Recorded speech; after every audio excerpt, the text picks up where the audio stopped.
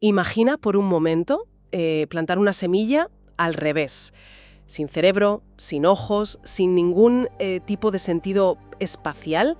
La pequeña raíz sabe instantáneamente que debe darse la vuelta, girar sobre sí misma y, bueno, cavar hacia abajo buscando la profundidad. Ujú. Desde la escuela nos enseñan que eso es, simplemente la gravedad actuando, ¿no? Pero, ¿y si esa fuerza invisible, que damos por sentada, no fuera la gravedad en absoluto? Hoy arrancamos nuestro análisis a fondo sumergiéndonos en unos documentos que afirman, sin medias tintas, que la gravedad es una ilusión, que el Sol no es lo que parece y que nuestro mapa de la historia está fundamentalmente equivocado. Y bueno, antes de avanzar un solo milímetro, es imperativo establecer las reglas del juego para nuestra exploración de hoy. Para quienes nos escuchan, los materiales que vamos a diseccionar proponen un modelo de la Tierra radicalmente distinto y, de hecho, descartan la astrofísica convencional en su totalidad. Totalmente. Y quiero dejar algo muy claro. Nuestra misión hoy no es validar ni tomar partido por estas posturas. En absoluto.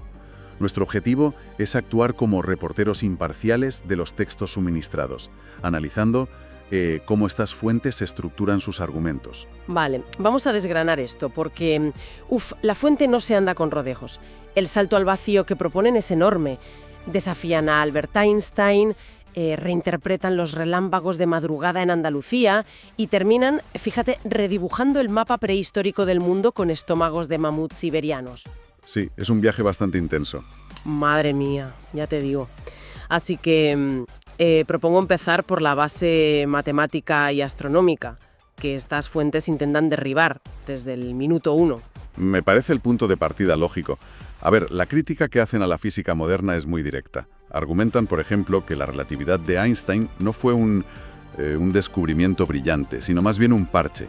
Un parche teórico inventado exclusivamente para tapar agujeros matemáticos en el modelo esférico del cosmos. O sea, un ataque directo a los cimientos, vaya. Y mencionan mucho el tema de las agencias espaciales, la NASA en concreto. El texto señala una ironía sobre cómo afirman medir la velocidad y distancia de las estrellas cuando resulta que los propios instrumentos de medición en la Tierra también se están moviendo. Claro, ese es su gran argumento metodológico. Dicen, a ver, ¿cómo puedes medir con precisión absoluta algo a millones de años luz si tu telescopio está anclado a una roca que rota sobre su eje, orbita el Sol y viaja por la galaxia a una velocidad de vértigo? Que el instrumento vibra demasiado, ¿no? Exacto, sí, sí. Para la fuente, cualquier dato extraído de ahí queda invalidado automáticamente. Y bueno, aplican este mismo escepticismo radical al Big Bang. Así la famosa queja sobre el tiempo. Me pareció fascinante cuando estaba leyendo el documento. Se quejan de que los físicos te prohíben preguntar qué había antes del Big Bang. Sí, la respuesta oficial suele ser que el tiempo no existía antes de esa singularidad. Claro, y la fuente dice que eso es, y cito textualmente, una payasada.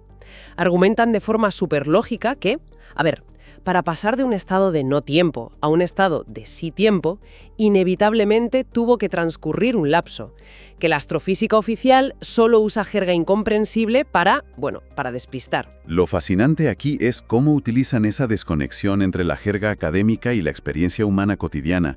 Quieren devolver la ciencia a la intuición directa. Y el mejor ejemplo que usan para desmontar el modelo de la Tierra es la paradoja de las estaciones.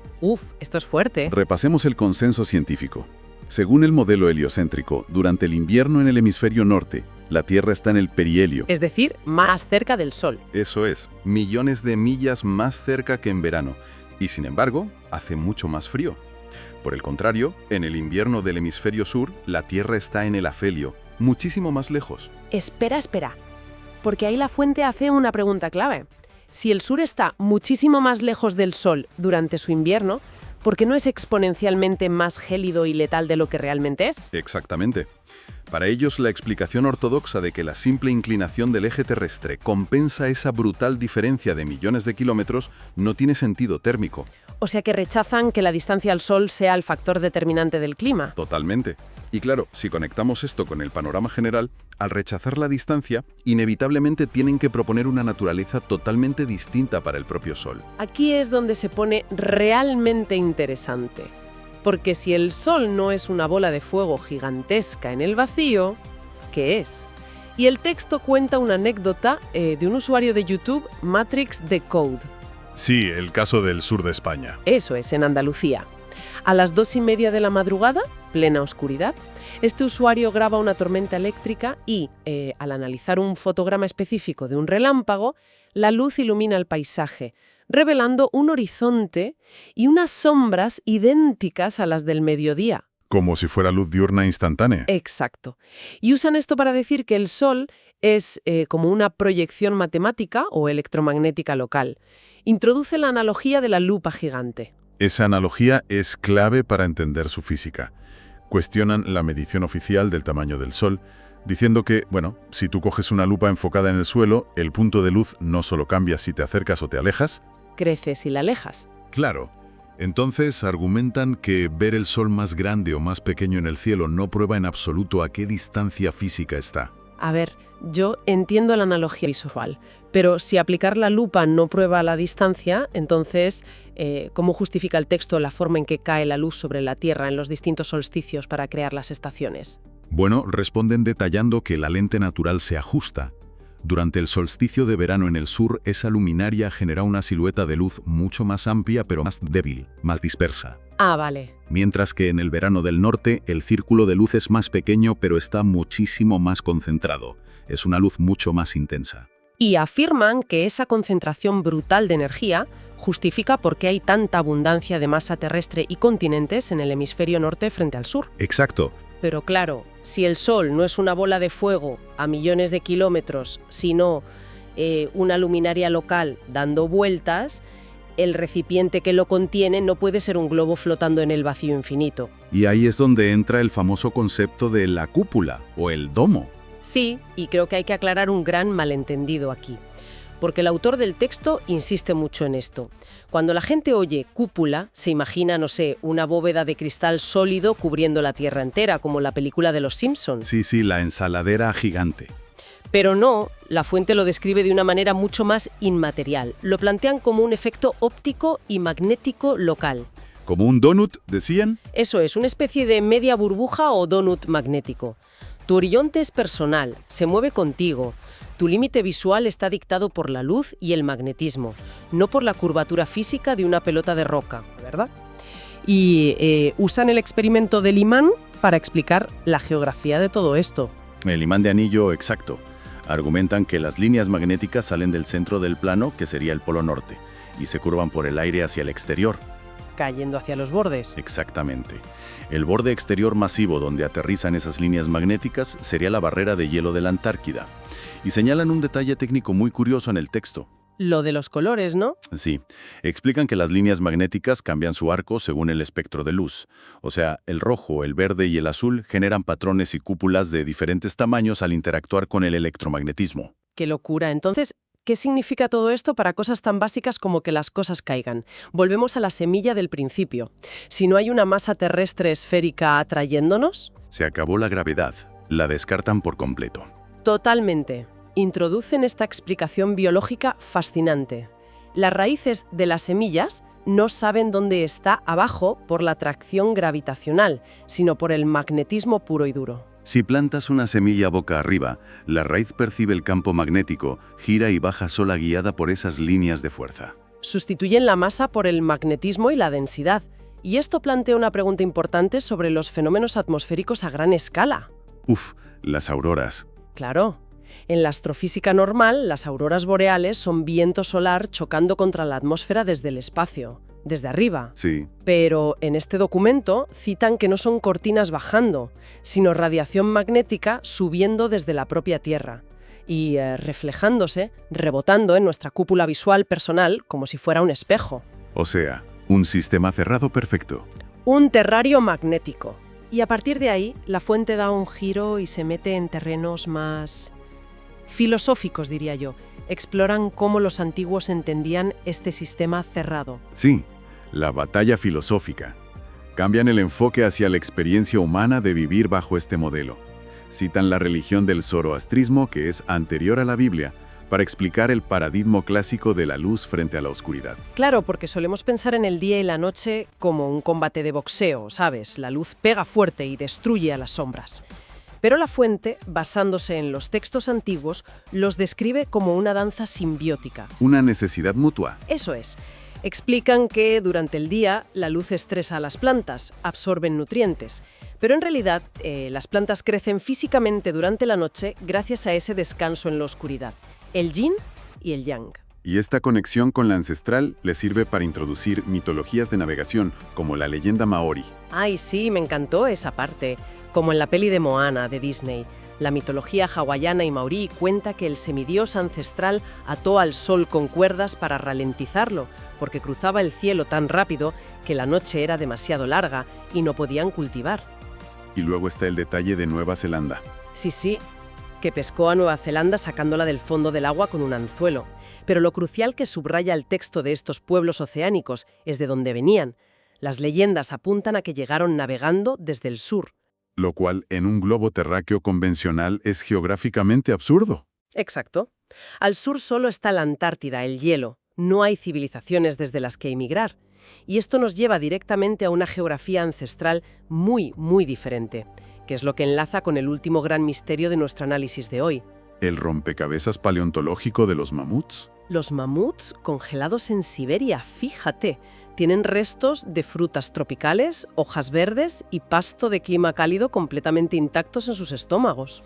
Y ahí es donde el modelo global esférico choca frontalmente con la biología, según el autor. A ver, explícanos esa contradicción. Bueno, los mamuts no eran animales solitarios. Vivían en grupos masivos, de cientos o miles. Necesitaban una abundancia de comida diaria brutal, igual que los elefantes actuales que viven en los trópicos y el Ecuador. Claro, aprovechando, hay que aclarar el mito de que los elefantes viven en el desierto de arena, que no es verdad.